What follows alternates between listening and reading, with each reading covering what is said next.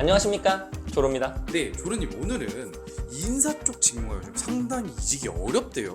근데 실제로 체감하시나요? 엄청나게 체감하죠. 지금 제 멘티들 같은 경우에도 뭐 신입은 예전부터 어려웠는데 쉬웠던 이직마저도 좀 어려워지고 있는 걸 좀 느끼고 있어요.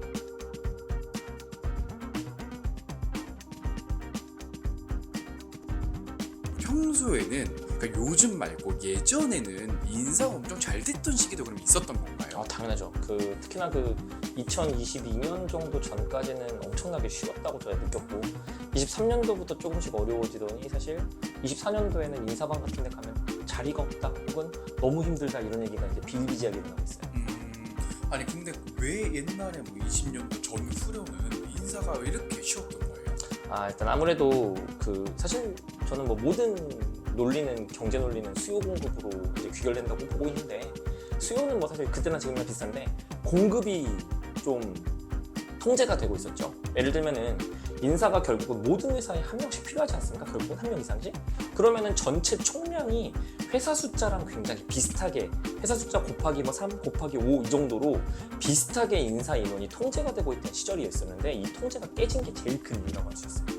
근데 제 기억으로는 한 5년 전쯤에 뭐 테크 리크루터 이런 식으로 엄청나게 인사에 열풍이 불었던 것으로 기억을 하는데 그러면 그분들도 현재 많이 힘드신 상황인 거예요?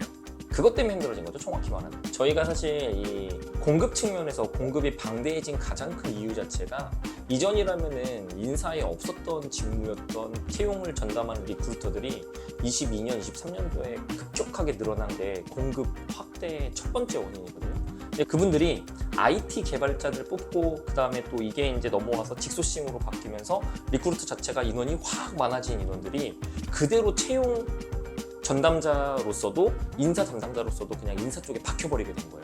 그러니까 원래 이만큼 있었는데 이만큼의 채용 리크루터가 추가가 된 상태에서 그 좁아진 상황을 대응하다 보니까 당연히 그 공급 자체가 많아진 게 이제 첫 번째다. 이렇게 말씀을 좀 드리고 싶어요. 근데 제가 느끼기에는 옛날에는 헤드헌터 통해서 하는 경우가 되게 많았었던 것 같은데 말씀 주신 리크루트가 생겨난 이후로 약간 인하우스의 인사가 많아진 느낌이거든요. 근데 그런 맥락일까요?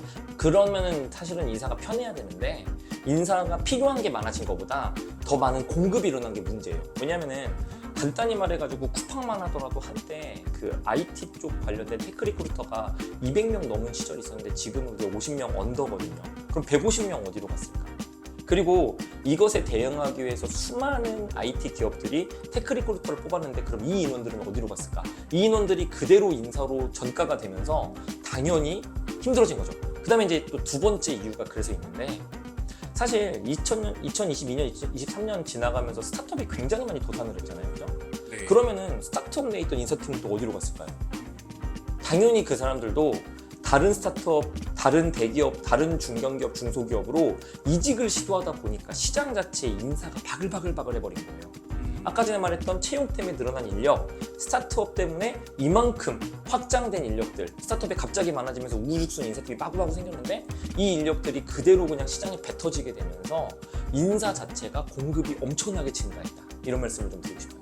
그러면 수요랑 공급에 대한 말씀을 주셨는데 다른 건 좀 없나요? 네. 일단은 공급 얘기 하나 더 드리고 싶은데 기본적으로 요즘에 헤드헌터들 되게 많아졌죠. 헤드헌터의 인원수도 좀 많아졌는데 예전에 사실 헤드헌터 같은 경우에는요, 뭐 은퇴하시거나 아니면은 내가 이제 업무를 하다가 뭐 차장, 뭐 부장 때쯤에 뭐 뜻 있어가지고 헤드헌터로 바뀌시거나 아니면은 이제 좀 승진이 잘 안 되셔가지고 넘어오시거나 이런 분들이 좀 대다수였는데 요즘엔 사실 취업 자체가 어렵다 보니까 신입사원 레벨부터 헤드헌터로 넘어가시는 분들 숫자가 굉장히 많이 늘었어요. 근데 이 헤드헌터가 자기의 결에 맞으면 참 다행인데 결에 안 맞으신 분들이 있거든요. 그러면 그분들이 사실 헤드헌터 2, 3년 한 다음에 어디로 갈까요? 어떤 직무를 할 수 있을까요? 헤드헌터 2, 3년 하면?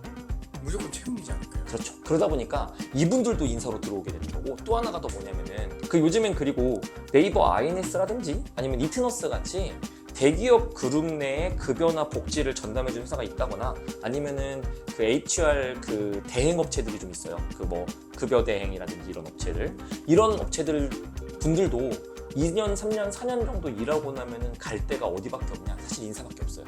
그러다 보니 비교적 상황이 좋은 인하우스 인사로 가려는 인력들이 헤드헌터 쪽에서도 진입하고 그 다음에 급여 대행업체 같은 데서도 진입하고 해가지고 공급 자체가 또 극도로 늘었다. 이게 이제 또 공급을 늘린 가장 큰 그 이유라고 좀 말씀을 드리고 싶죠. 그러면 수요는 또 별도로 있을까요? 그쵸. 제가 공급 얘기만 했는데 수요가 사실은 늘어나야 되는데 이제 똔똔이거나 줄어들고 있는 것도 좀 말씀드리고 싶은데 아까 전에 말씀드린 대로 스타트업도 도산을 했고 그 다음에 요즘에 사실 그런 얘기 들어보셨죠? 이제 그 BPO라는 얘기 들어보셨잖아요. 우리 회사에서 주가 아닌 업무들을 딴 회사에다가 막 전가를 시키는 일들이 많은데 대표적인 데가 MRO 업체처럼 그리고 지금 방금 말씀드렸던 급여 대행 업체 같은 데에다가 우리 회사가 인사로 원래는 다 가져갔던 것들을 대행을 맡기는 일들이 많아졌다는 거죠. 그러다 보니 인하우스의 인사 자체는 오히려 줄어들었으면 줄어들었지 늘진 않는다. 거기다가 이제 AI까지 더해지니까 더 줄 수도 있거든요.